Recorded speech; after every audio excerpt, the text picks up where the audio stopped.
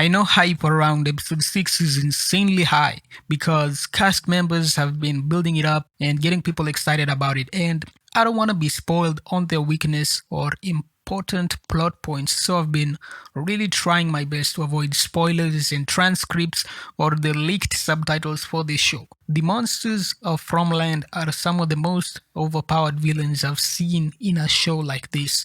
So I'm gonna give my thoughts on what I think the weakness of these monsters is. Number one, water.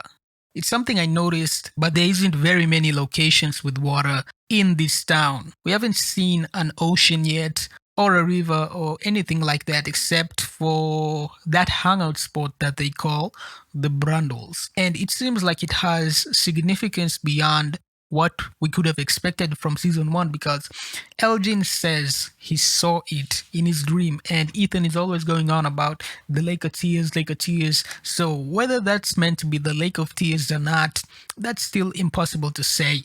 And I've seen an interesting idea that the junkyard Victor showed us is what is meant to be the Lake of Tears because it represents everybody who got brutally killed over the decades, over the centuries, millennia even. And that is, of course, an interesting idea.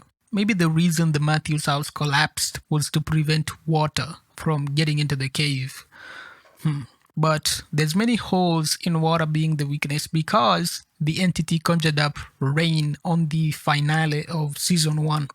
And considering where they're sleeping in, it's very easy for water to get in there on a rainy day. So I guess these monsters don't have an issue with water, but I don't know. Maybe dipping a talisman in water or something is the secret, but that's unlikely, to be honest. Number 2, sunlight. It's no secret that these monsters are avoiding sunlight for one reason or another. They run away when the sun arrives and go hiding in their secret caves far away from the people of the town in the daytime. If they weren't afraid of sunlight and if they still remained invulnerable during the day, they could just sleep on the streets of the town to inflict even more terror into the townspeople with the idea that they can wake up at any moment going through their minds, the minds of the town's residents, but they don't do that. To me, that implies a biological necessity to avoid the sunlight, much like vampires. And maybe they also have another weakness that vampires do, like I haven't seen any garlic in this town. Or reason number 3, holy objects. In the first season, Father Catry has a conversation with Tabitha. Tabitha is concerned that this place is hell or limbo or some other part of the other side, and the Matthews died in the crash from episode 1. But Catry tells her that they're probably still alive because they arrived before they even crashed the RV. Catry talks to Sarah and points out how interesting it is that in a town with dozens of novels, how come there's not even one Bible here? And that was very interesting to me because it adds a lot of weight to the idea that they were trapped in this place by a demon or demons, or that this is hell itself, or possibly by a magician who's using demonic magic for some purpose that we don't know about. If a witch or a wizard is responsible for making Fromland, then it makes sense her creations would be afraid of the Bible. Because after all, this is what the Bible says about witches. Leviticus chapter 20 verse 27. A man or a woman who is a medium or a necromancer shall surely be put to death. They shall be stoned with stones, their blood shall be upon them.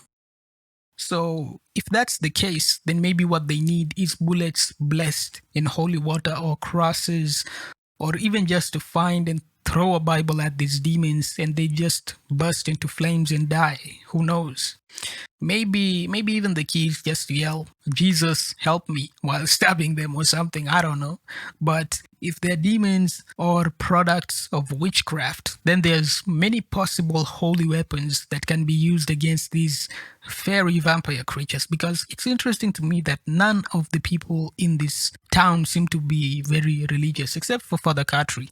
And because if they really were that religious, I think we should have seen at least one of them like rebuking these creatures, and we didn't see any of that. So I don't know. And combine that with the fact that they actually point out there isn't any Bible there, it's kind of interesting. Reason number 4, stabbed with a talisman. Now, this is the most unique one on the list. We know that the monsters are very afraid of coming close to the talismans, but only while the talismans are being hung. They don't seem to be afraid of the talismans when they're on the floor, which is an interesting dynamic. Perhaps how you lay the talisman correlates to it being powered by a different entity, and you have to hang it in a specific way to receive power from the entity who's on the side of the townspeople. Perhaps that's why the runes on the talismans seem to depict some sort of yin and yang dynamic. I don't know. But I think stabbing a monster with a talisman is an interesting idea and would make sense if that ends up being their weakness. Apart from all of those things, the only thing I can think of is just humanity's longest frenemy, i.e., fire. Nothing builds or destroys like fire, so burning them alive as much as you can might be the key to killing them. While it seems they're not afraid of water because of what happened in the season 1 finale, we haven't seen them encountering fire just yet. My issue, if brute force is their weakness, is very simple. These monsters aren't retards like the zombies from The Walking Dead. They have high amounts of intelligence that's comparable or better than human beings. And that's why we saw Jasmine successfully manipulated that guy in Colony House into letting her inside. And it was not in the fun way. It was not in the fun way at all. And we also saw the evil grandma manipulate Megan into letting her into the house.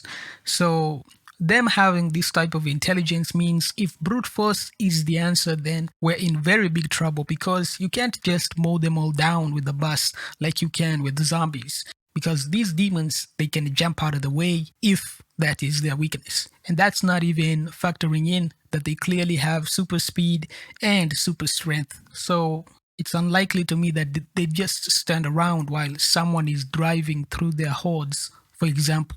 But the good thing about it being brute force is you could probably just collapse the cave and they'd be stuck under the rocks if that is their weakness. Once again, if. And if it's something like holy water or enchanted weapons, then all our characters have to do is just dip their bullets in that stuff or bless it or whatever, or get somebody to bless it, and there you go. One shot, one kill. They may be fast, but if a bullet like that can hurt them, it would set the game in favor of our side. It's interesting that we haven't seen any of the people who've been attacked by the monsters trying to rebuke them with Jesus' name. Combined with the lack of Bibles, it could be that Fromland is specifically going for people who aren't very religious. As far as we know, Father Katri was the only person to hear a voice that he assumed was God calling him to Fromland. I just think him pointing out lack of Bibles needs to be explained and to be relevant somehow. Otherwise, it was a waste of screen time. If it isn't any of that, then I'm in for a big surprise because those are all the possibilities that I can think of at this moment. Anyways, thanks for watching. I'll see you on the next video. Peace.